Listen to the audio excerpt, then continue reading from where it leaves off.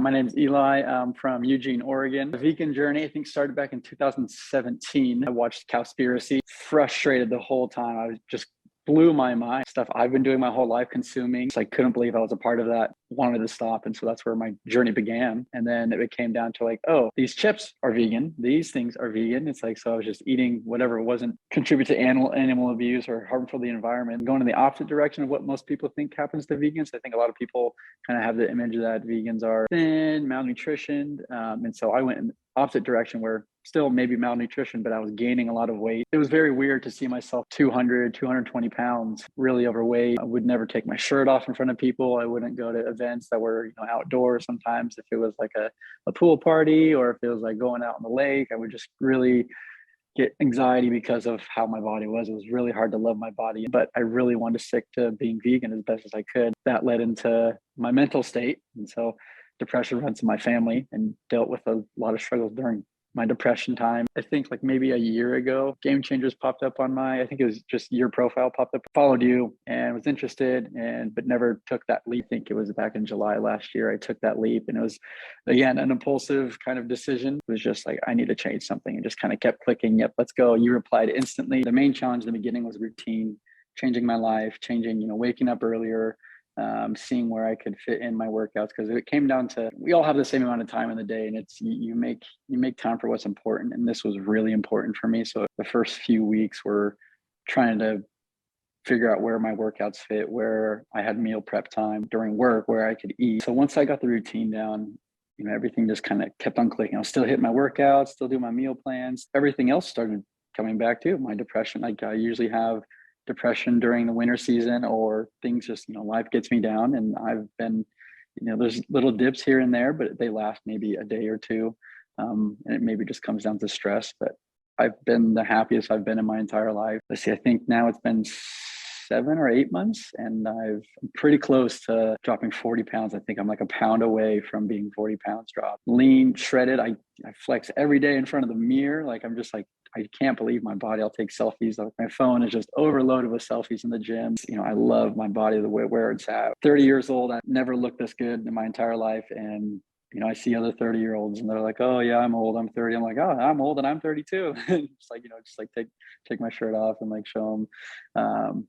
And so my main thing is like always leading by example. So I hop on the Facebook group and see how everyone's doing, because there's always a post, there's always something to chime into, and see people's struggles. And sometimes people's struggles line up with what I'm going through. There's just replies back with giving helpful information, support. And even if it's not tailored, like talking to me, it's just like, oh yeah, that's right. Like that person saying something to that person really helps me go through my day and get out of my struggles. The community's probably been the biggest part for me when it comes to mental game. There's some struggles here and there. Like it's definitely hard to create a routine to kind of keep yourself to the past times when it's hard. It's you're hungry, or maybe you're exhausted some days. The knowledge I've gained from everything, the routines I've created, the mental kind of tackles I can come across now for the future, like how I tackle maybe some mental struggles. I have so much knowledge on what to do. And it's like 7 months, I can carry this information for the rest of my life. And it's like, it's all worth it. I have it for the rest of my life. However, 100, 120 years, I'm going to have that forever, and I can pass knowledge on. I can influence other people. And it's like,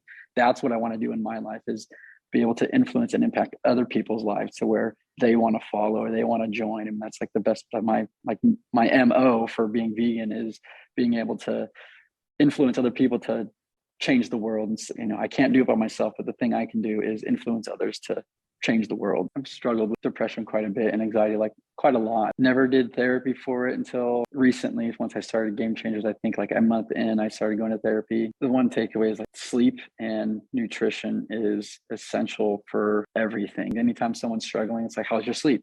What have you been eating? It's like, get those on track and then go from there, because those are just so essential in getting your body where to go. If you can't get good sleep and can't give yourself the right nutrition, you're not going to be able to tackle these other things that you're dealing with in life. I've never been big. I've always been small and scrawny throughout growing up as a kid, ribs showing, just a super skinny, scrawny kid through high school, scrawny. I've always been like kind of a late bloomer, didn't really pick up muscle until college.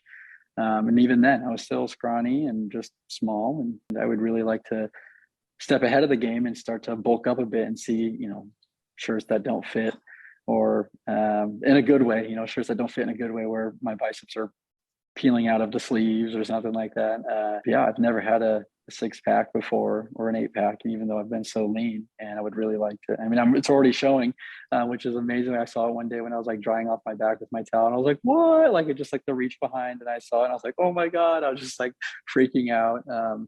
And so to have it there, even when I'm not trying to flex. And so that's just like visions of things I've always kind of wanted to achieve that I've never been able to with my body and my physique. And I know it's there. I know it's coming through. I just have to keep pushing, keep working.